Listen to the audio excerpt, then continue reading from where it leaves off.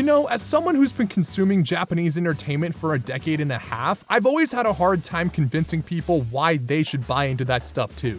Japanese music in particular, I mean, you got a fresh, distinct sound through J-pop. Annie songs always find a way to create an emotional connection for the listener to latch onto, and Vocaloid with its refreshing breadth of producers and individual styles. But even among such an insane talent pool already, Ado is a completely different breed. Ado has been breaking out on the global stage with a voice unlike any other and better than any other. This is somebody whose unique voice has reached the world in a manner all her own. This is the greatest singer of this generation. So without further ado, this is Ado. Ready for my show. Our story naturally starts in Japan, where Ado was born in Tokyo on October 24th, 2002. That's all we know about Ado herself. We don't know her real name, nor do we know what she looks like. We do know that once upon a time she was just an elementary school girl that dreamed of being a manga artist. As a young girl, she liked to draw, but she and her drawings would be picked on by fellow classmates. This girl was plain, shy, pessimistic, didn't talk to many people, actively avoided people that stood out, and didn't feel confident in herself or anything that she did. She was, by her own admission, a very gloomy person. There was one thing that brought color into her life, that being the mysterious world of Vocaloid.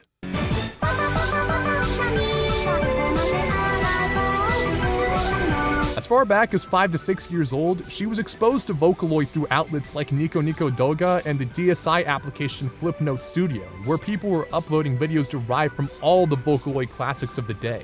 Voices such as Gumi, the Kagemine twins, and, of course, Hatsune Miku. It was something unusual, but it filled the girl with wonder, and she wanted more of it. Later on her 3DS, she would continue diving deeper into this rabbit hole through Nico Nico, where there was nothing but Vocaloid content as far as the eye could see. A place where she was home. Along with the world of Vocaloid, the girl also became infatuated with Utaite, a group of amateur singers that would try to sing covers of Vocaloid songs and upload them online. People such as Senra, Hanatan, Kano, and Mafu brought their vocal styles to the table, all without showing their face. The focus was all on the art, and the girl loved that. She also loved singing, and with that, maybe she could be an Utaite too? Why not? It's not like she believed in anything else going for her in her life. And just like that, this girl would be an Utaite. But to hide her identity, she needed a pseudonym. Her mind wandered back to when she was learning about Japanese theater, and the word Ado came to mind. This was a term used in Kyogen theater that referred to the secondary character, whereas Shite referred to the main character. It was poetic. Ado, a singer whose songs have enough power to support someone else's story. Except, that isn't why she picked it at all. The real reason was because she thought it was cool. She didn't actually know what it meant. Regardless, Ado would take this name and her sole talent to the top of the world. After getting a starter kit to record her songs, Ado slowly figured out how it all worked and set up a spot to record in her closet with any soundproofing material she could find. Once it was all together, she uploaded her first cover of Kimi no Taion on January 10th, 2017.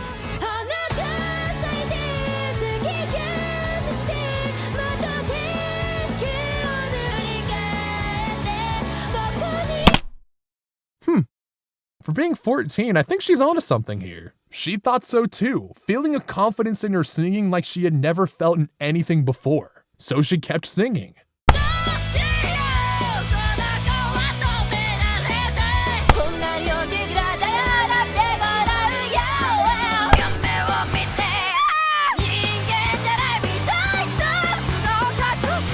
Through a combination of experience and her voice maturing, Ado found a style that suited her. Taking influence from Japanese singers like Sheena Ringo and Western bands like Queen and Kiss, her once soft vocals developed a kick to them, mixing various vocal techniques to add character to her singing. Developing her voice wasn't done through any sort of training, but just seeing what new skills she could add to her repertoire. Years of activity resulted in Ado developing a vocal identity rooted in power and poise.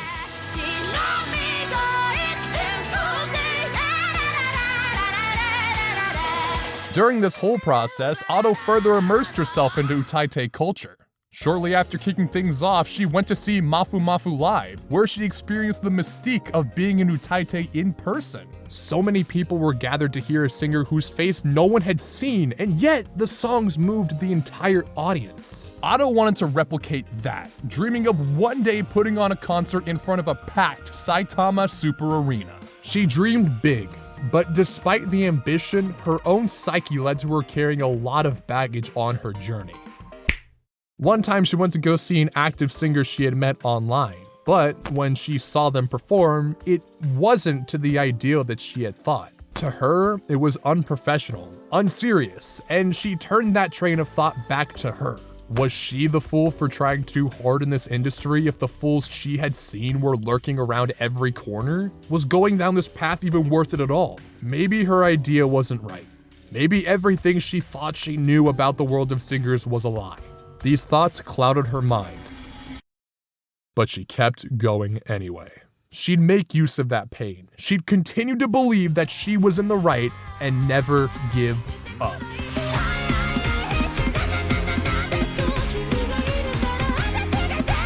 You're listening to Ado's cover of Bocca della Verità, her biggest hit for any cover she had posted before her debut by a lot. It's even got more views than the original on YouTube. Before this, she ended up making her first initial breakout after appearing on whaledontsleep's Osmanthus in December of 2019. After that, she kept on getting invited to do projects. She'd do one with John Yakitori that hit #1 on Spotify's Japan Viral 50 chart, and on another, she'd team up with legendary Vocaloid producer Pseudo. Ado and her reputation were on the rise when she joined the talent agency Cloud9, and on October 15, 2020, announced that she was signing with Universal Music Japan under Virgin Music. Years of grinding and developing herself brought her to a new frontier. Ado was a professional singer.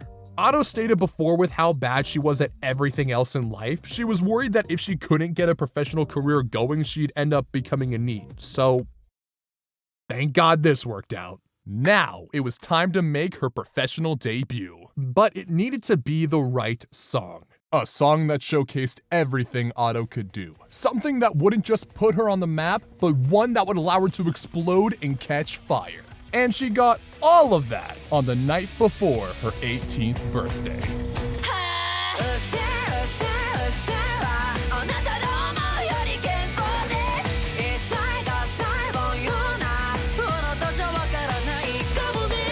Ado's debut single, Usseewa, produced by Pseudo, dropped on October 23, 2020. On a technical level, Ado drew from a toolkit she spent years putting together and blew up, and this song became an anthem for the Japanese youth. Usseewa calls out the social norms in Japan and rejects any intent to conform to the status quo. Mix that with Ado's punchy, harsh vocals and tie it together with the fact that this song is catchy as hell, and you have a mega hit that on YouTube has seen, oh my god! Usseewa was a massive hit. And it was also extremely polarizing. Parents thought it was a bad song for their kids. Those that didn't see it as relatable thought it was edgy, and others just thought the way Ado sang was weird. That part probably had a lot to do with the controversy.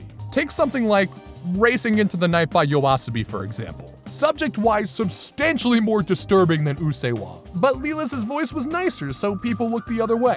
Usseewa, I assume people thought Ado's voice alone would transform legions of children into delinquents. Some of these comments hurt her, but she took pride in how her voice was able to reach people and liked wearing the title of being a voice for the generation, similar to influential singers like Billie Eilish that have been doing the same sort of thing.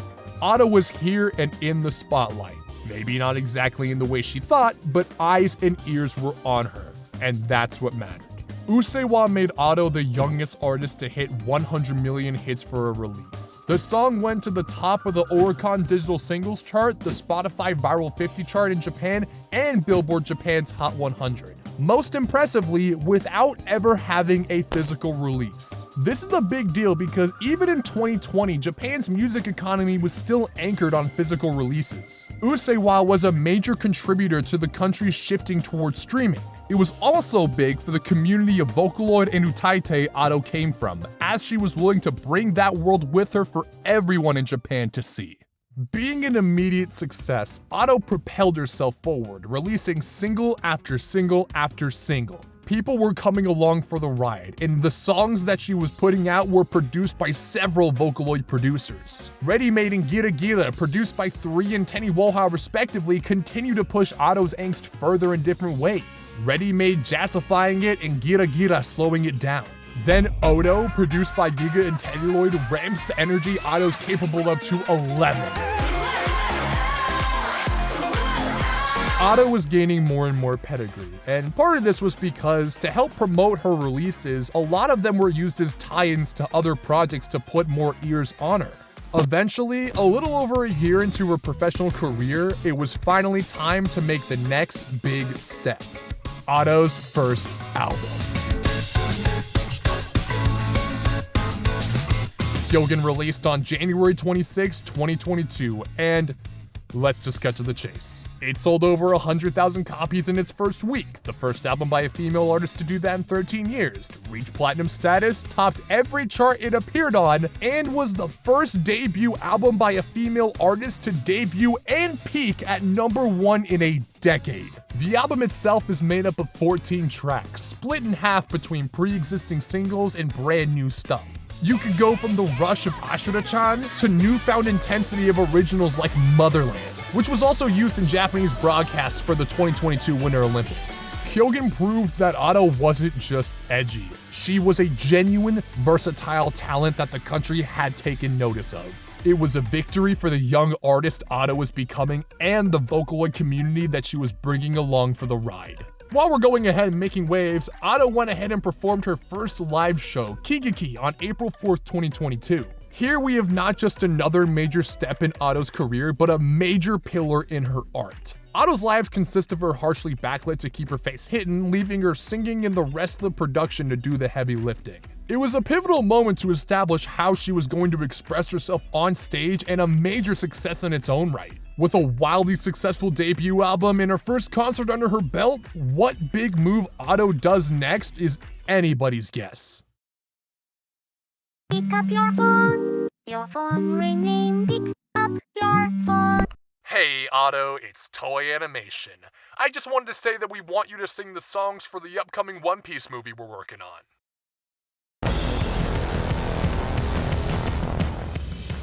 In the summer of 2022, Toei announced that Ado would be lending her voice to the soundtrack for One Piece film Red.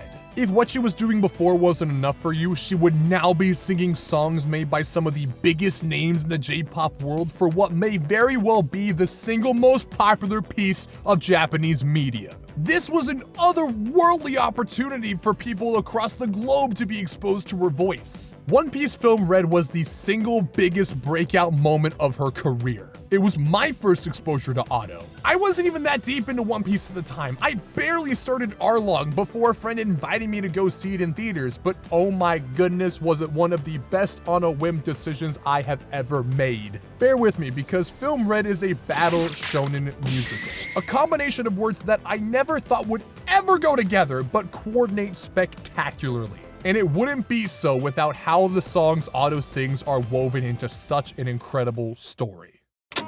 Sup, it's me, Dandy. I originally put together a 10-minute segment going over this movie and its music. It got hit with acclaim that affected its visibility worldwide. To ensure this video remains up, that segment has been cut in its entirety. But don't worry, if you'd like to see the full version of this segment with the rest of the video, check the link in the description. Just know that my point was to take you through all the songs in the movie and how integral they are to the experience, because Film Red is incredible for many reasons, but the soundtrack is the crown jewel. I also focused a lot on Uta herself because, let's be clear, not dismissing the excellent performances in both Japanese and English, but Uta is most synonymous with Ado. In just 7 songs, she has to squeeze everything about Uta through her voice, and Ado provides nuanced storytelling through the songs like you wouldn't believe. The film would not be the same without this soundtrack. To that same notion, there's reason to believe that there's something connecting Ado and Uta on a deeper level. That desire to reach people through song for Uta is the one thing she puts all her stock into. Very similar to how Ado has done the same. Ado herself has confirmed that link for herself, and while on Oda and Toei's side it may be coincidence, it might also be further evidence that you can't have one of these without the other. The soundtrack of this film not only went platinum, but Ado's stocks just freaking... So much acclaim came her way, and a lot of people got funneled into listening to Ado. As this was happening, Ado finally achieved her dream of performing at the Saitama Super Arena on August 11th, 2022. Not to make that seem like a footnote, but to iterate how ridiculous this period was for Ado. The entire world was curious about this rising star, and Ado signed a deal with Geffen Records to help distribute her music internationally. This unprecedented wave of popularity meant the start of something big, way bigger than Ado could have ever thought. A chance to shine on the world stage, a trajectory her career was going that can only be referred to as...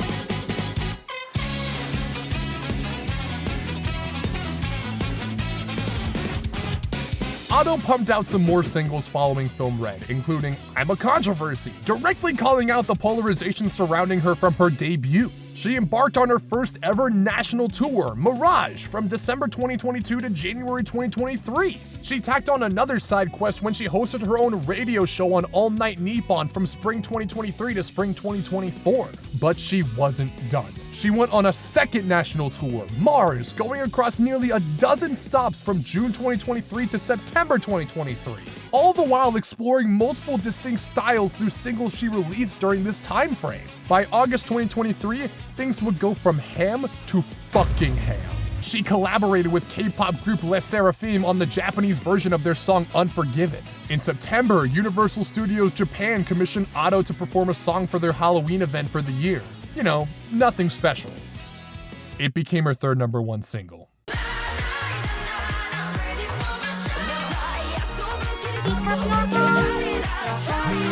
Hey Ado, while you're at it, can you do the opening for season 2 of Spy Family? Kuda kuda! Arranged by Yoko Kanno, the same woman that did the music for Cowboy Bebop, Ado's having so much fun on this track. Let her do more anime songs, please, for the love of God!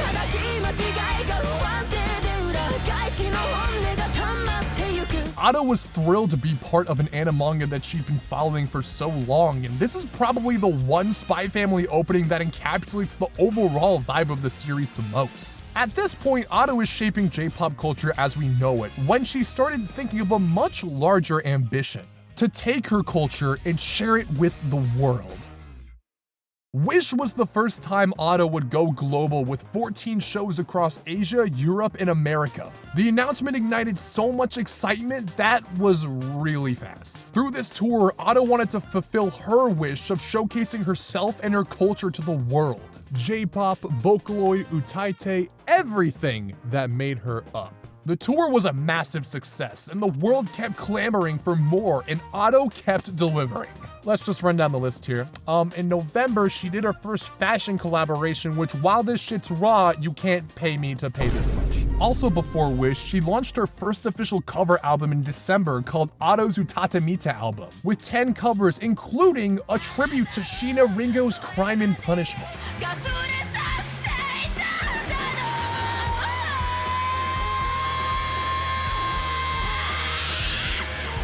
Also in this album is a cover of Unravel. There's actually a fierce debate on whether or not this or the original is the superior version, and here's my take.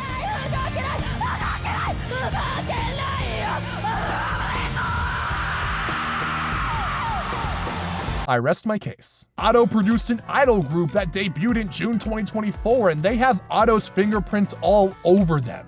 While we're just going on this run, Ado released her second studio album, Zanmu, in 2024. It was mostly previously released singles packaged into a physical release. Translating to Unfulfilled Dreams, Zanmu serves as a reflection on both the dreams Ado has seen come true so far and the dreams she has yet to fulfill. It also, she has yet to release an album that hasn't peaked at #1 on some chart, by the way. Going into 2025, she's still fiercely asserting herself in this business as hard as she ever has. More singles, more collabs, one of them being a fun one with Gegege no Kitaro. And by this point, she's done multiple collabs with international artists, one with Imagine Dragons and another with Jax Jones for a song featured in Beyblade X.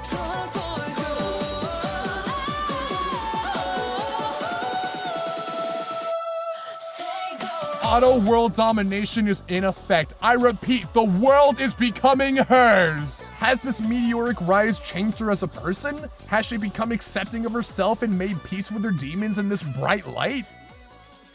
Well, not exactly.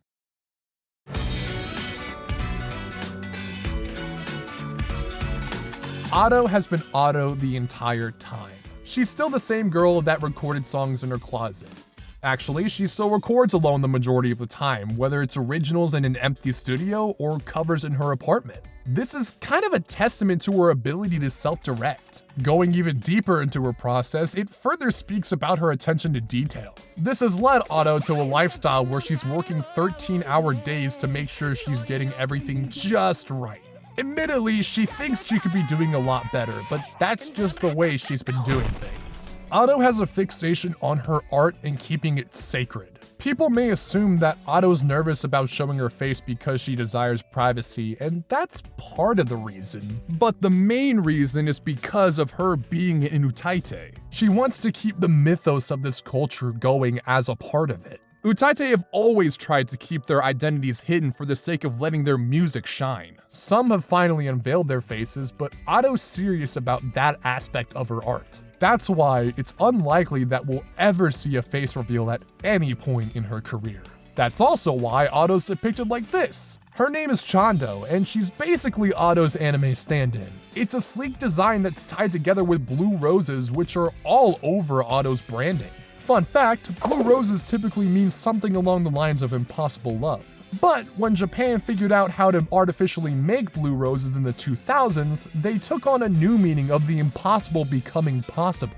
Auto took this and made it a part of her brand to embody that new message and dreams coming true. Expression through her music extends into the music videos. While each song she puts out intends to reflect a specific emotion or theme, there's a distinct character to go along with each video to make more impactful the story she's telling and the feeling she wants to convey. Outside of her music, Auto's pretty simple. She has her personal life outside of her career, but whenever she is public, be it through when she was over the air or whenever she streams, Auto allows her fans to see her human side.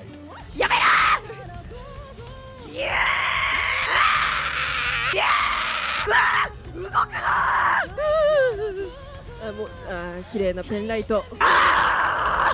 If you want, there's also a secret club where you can enjoy loads of Auto content, but don't tell anyone I told you that. When she's not doing that, she's gaming to mixed この results. カート。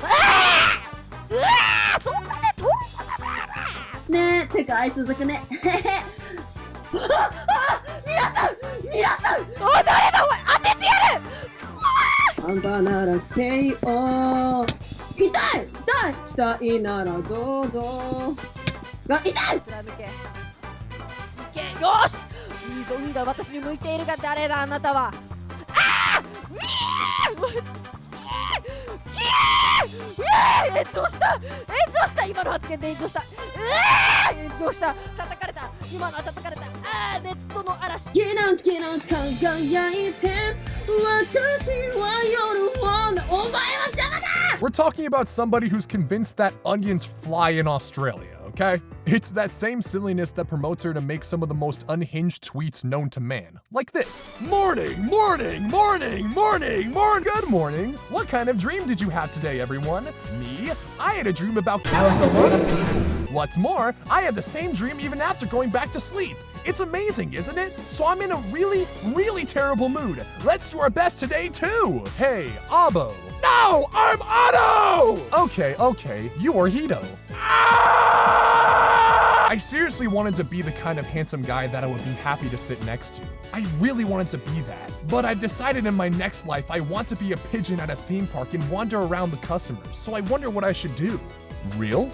I'm serious. Absolutely and everything. Congratulations on the 3rd anniversary of Pro Sekai. The 3rd anniversary means that 3 years have passed. The 3rd anniversary means 3 years. In other words, 3 years have passed. I can't believe it's been 3 years, and when 3 years have passed, people get 3 years older. Congratulations on the 3rd anniversary. I'm watching. I want to eat soba noodles. Be grateful for an environment where you can eat raw eggs. Be grateful for an environment where you can eat tamago kake gohan. Be grateful for an environment where you can make soft-boiled eggs. Kill me. Listening to your own songs and feeling better is practically masturbation. That has got to be a mistranslation. Wait a second. Reply. Wait. Don't abandon me. I'll smoke on the balcony and I'll only drink low malt beer. I'll do all the housework and everything, so don't stamp the divorce papers. I'm underage, so I've never smoked. I can't smoke. I've never drunk. I can't drink. I can't do housework, and I wasn't married to anyone in the first place. Thank you for 7 million YouTube subscribers. I will continue to believe in my soul and move forward. I will die tomorrow.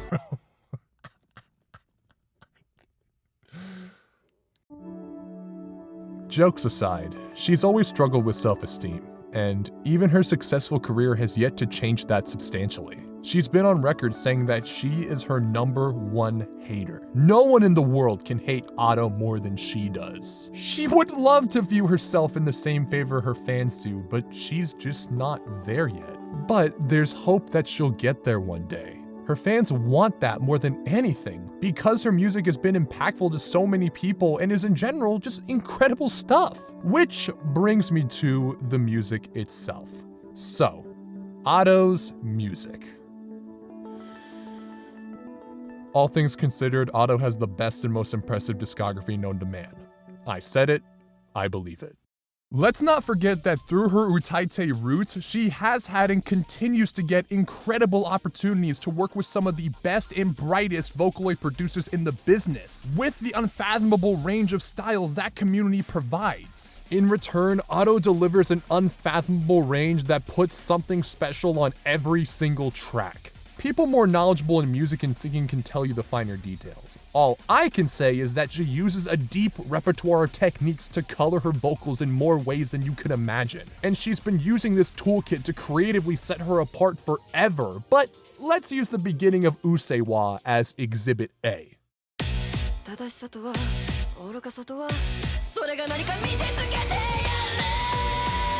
The key word to Otto's staple style is intensity.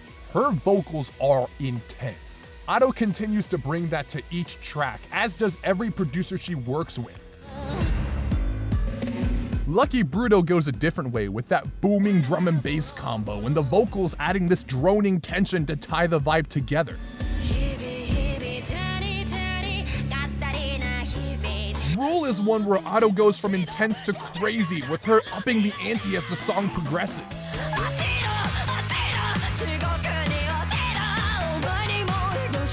And then you get that wild chorus.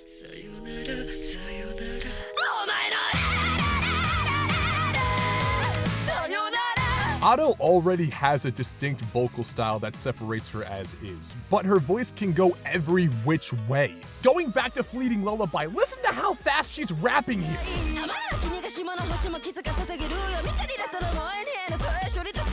She's also freestyling in flow and timbre in show.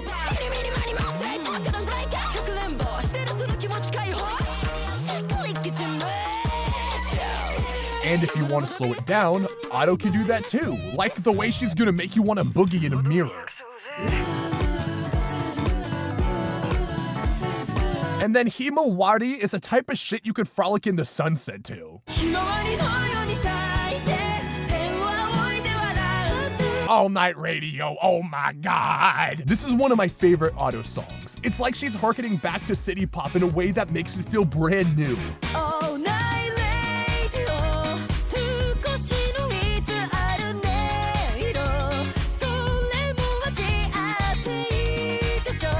Otto can sing anything, and everything she tries, she nails. There is not a single bad Otto song, even in the face of some songs that may initially feel out of place. Dignity? Otto, what is this? It's not bad, I'm just really confused about what you intend to do with this direction.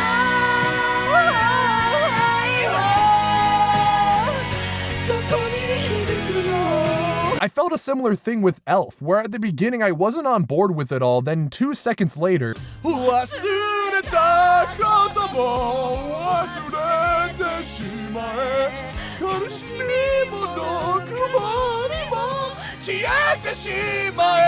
Real quick, just want to shout out this high note too because it's beautiful.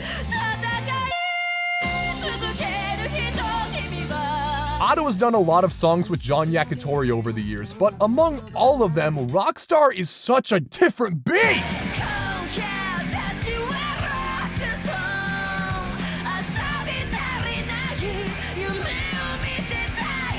Why does the song called Rebellion go so hard that it makes me want to start a rebellion?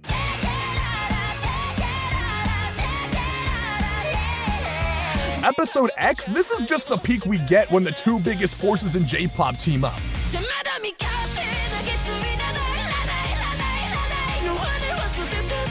Don't forget that she's still an utaite, and she's still putting out insane covers with her own stamp on every single one. You got Goddish,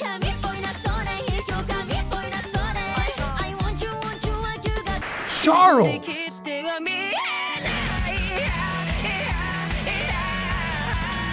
that band from Bocca the Rock, which isn't Vocaloid, but what?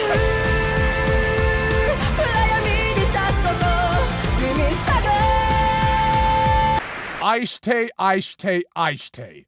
Holy shit. The original by Kikuo was already an all-time classic on some evil psychotic shit, and Ado decides to just do a little more. Ado shifts her range so much here, from soft and breathy to harsh screams on a dime.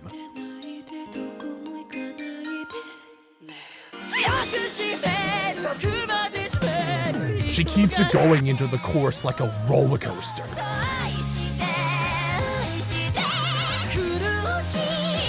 And then she takes it even further at this part.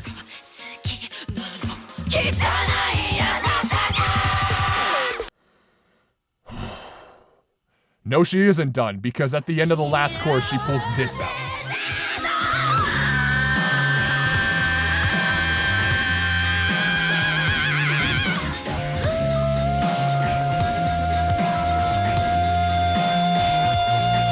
Though she is playing music written by other people, it's amazing how much expression she's able to convey through her voice alone. Then you got Shoka, a song that Ado wrote when she was 17 and touched up and released in October 24, where Ado drags you into the deep, dark abyss with her.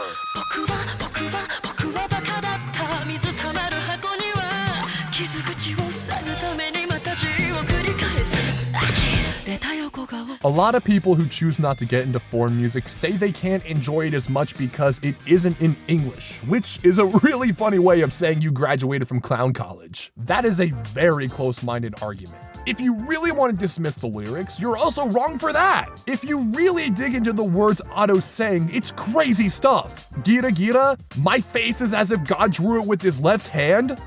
Dude! Let's overlook the lyrics anyway, for the sake of argument.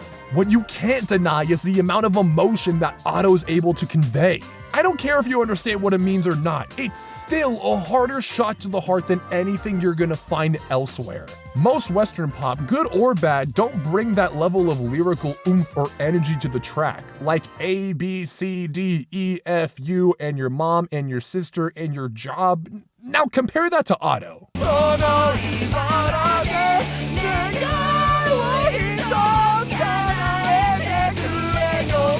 Sometimes all I think about is you. Late nights in the middle of June. Heat waves been faking me out. Can't make you happier now.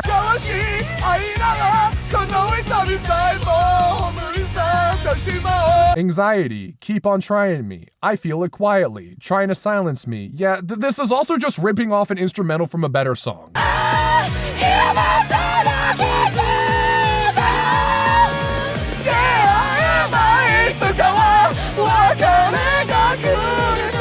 Can we please talk about Sakura Fury Damages because this song, oh my god, I can't! This song is legendary. It was released on Ado's 22nd birthday. It was produced by Mafu, one of Ado's greatest inspirations, and It's a duet with Hatsune Miku, the Vocaloid that once upon a time made her believe that anything was possible. After all this time, it's crazy how in touch she is with the culture that built her. Even at Shinzo, a 2-day series of lives that drew in around 140,000 people at Japan National Stadium, an event where she became the first ever female artist to perform at that venue, she didn't let anyone forget where she came from or what being able to live her life means.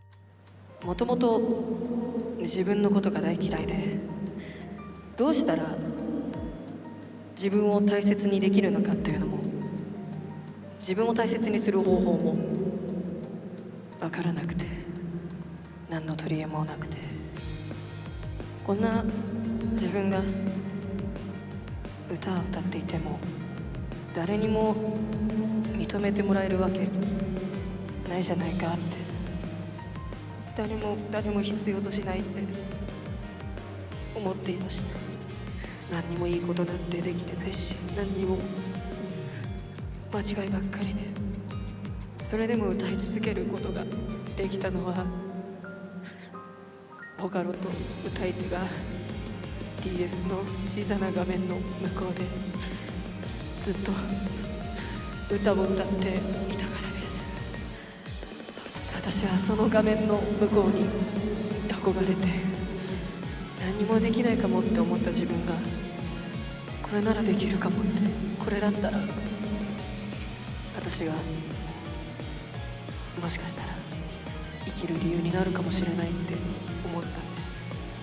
自分と葛藤することも、自分の周りで自分自身と自分の過去と悩み続けることも、戸惑い続けることも、苦しみ続けることもたくさんありましたが、そんな日の最後には大好きな曲と大好きな歌を聴けば、一人の部屋の中でも遠くに輝く空を、夜景を見つめて、私もあの光の、私もあの望んだ景色に立ちたいんだって、だから絶対にやめちゃいけないって、そう思ったんです。私はこの未来を信じるしかないって、私は絶対に大丈夫だって、未来は誰にもわからないんだ、だったら絶対にそう思ってもいいじゃないかって、バカって思われても、いろんな人にいろんなこと言われてもいいじゃないかって、私の大好きな愛する文化が私の未来を信じさせてくれました。そして私は今この瞬間、その望んだ未来の上に立っているって言えます。歌い手じゃないかもしれない、ボーカロイドが本当に好きで、でも誰かにとっては邪魔かもしれない。それでも間違いをたくさんしてしまって、私は絶対にこの助けられた恩を必ずこれから返していきたいですし、私はこれからずっと一人でも絶対にこの愛する文化を忘れないし、絶対に生涯愛し続けるって決めたし、私は今日のライブが、彼女と歌ったあの曲が誰か一人のためになって、この文化へ恩返しができるきっかけの一つになったらとっても嬉しいなって思いました。まだ自分を大切にする方法も分かんないし、今日そしてこの2日間ここに立てて、私を少しだけ好きになれた気がします。なので今日のことを皆さんも必ず少しでもいいんで、どうか覚えていって覚えて帰ってくださったらとっても嬉しいです。そしたらこの客席にどこかにいるかもしれない幼かった自分が、何もできなかった自分が喜ぶと思うので、どうか忘れないでいただけるととっても嬉しいです。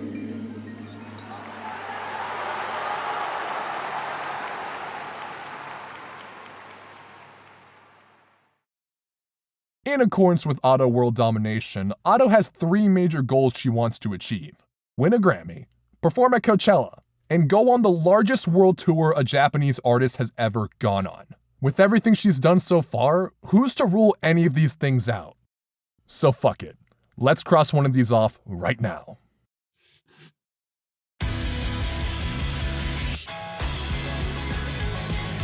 The Hibana World Tour took place from April 2025 to August 2025. Hibana in English translates to spark, and Auto wanted this tour to be the spark for her career and her culture on the world stage. The same Saitama Super Arena that she dreamed of playing at was just the first stop of the tour, in total performing 34 shows across 4 continents, attracting over 500,000 fans in total. Auto sold out 25 of these shows, including the largest indoor arena in France. No other Japanese artist even comes close to that. At every stop, the Auto faithful were there in droves, and she was appearing everywhere. Even on Times Square in New York City. Guys, it's happening. Stop to think about this though. Auto is performing her discography over and over again on many times 2 to 3 days rest while traveling the globe. There isn't a word to describe how unbelievable that effort is. Hibana was one what the fuck moment after another at a level I'm convinced will never be replicated anywhere else. How do I know this? Well, I'm Dandy Starsurfer reporting live from one of Auto's concert stops and oh my god!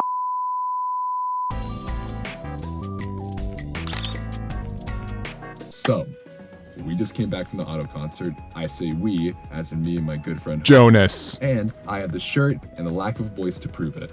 To describe the Auto concert, take every insane thing about Auto as a talent and go even further than that. After the start buildup of this concert, she gets going immediately with Usseewa. And it just keeps going. The moment you think that we're gonna just like have a chill moment, nope, show into Kira Kira, no, Kira Kira. Dude, this show, literally, her lives do not stop at all. There is no downtime whatsoever. She doesn't really do any crowd work either. She just goes. It actually gets to a point where it becomes a battle for survival because I looked at Jonas and told him about maybe like a quarter of the way through, I don't have my voice left for anything. This was the one artist that I personally have always wanted to see live, and I'm glad I could finally check that off my bucket list. Dude, the video wall, the mix, her choreography is everything from graceful to downright psychotic. And notice I haven't even talked about her singing yet because, oh my god, dude. Like, she goes so much harder and harsher at some point in some of her songs than you could hear in the studio releases, which, again, the fact that there's so little downtime in this concert, I don't know how she manages to keep it up like that. Also, an encore was like 3 songs long, by the way, which was crazy work. The fact there was no downtime, there was literally, like, we're not talking about no, like, metaphorical light sparks. It was boom, boom, boom, boom. It was an unforgettable experience and a testament to the kind of incredible talent that Auto is. In that moment, and even now, it's hard to articulate what this experience was like. Personally, from when I caught on to Auto from Film Red to now, she was a rock during a really hard time for me. If you were to ask any Auto fan, they'll tell you that she changed or outright saved their life. She's not just the most talented singer on the planet. Her story, all the pain she endured, all the work she put in, everything about her only makes anyone want to root for her more. And all she wants to do in return is to be a supporting role in someone else's story. Yeah, Auto did find out what her name actually meant a while ago, and she embraces that. At that concert I went to, she gave a speech where, in all her vulnerability, talked about how alone she was on her journey all this time. But she did it anyway, believing in her dream. And then, in English, she says, "It's okay to be alone. It's okay to dream." At that, I felt a violent spark in my heart. As a fan, and for what those words meant for me in my life, I was emotional over how poignant that message was. And I know Jonas was too. And so was everyone else in that arena. Tens of thousands of hearts sparked and set ablaze. Considering she's been spreading that message across the entire world? In a world where you can hear any message at any time, for Otto in her position to spread a message about hope and to hold firm about being a voice for this generation, it's incredible. You know, Otto's admitted that she's not the same teenager she was screaming Usseewa from her soul. 5 years as a professional has given her time to grow into a young adult, and we're not just seeing that from a technical level, but from a maturity level too. She's still trying to figure out the person that she is now. Personally, I hope she feels at least a little bit better about herself. I hope she can take pride in her talent and the person she's grown into so far. At the very least, I hope she knows the people that follow her have had a fire in their hearts that were sparked by her. 風と空と雲と街と私諦めく光と夢抱きしめ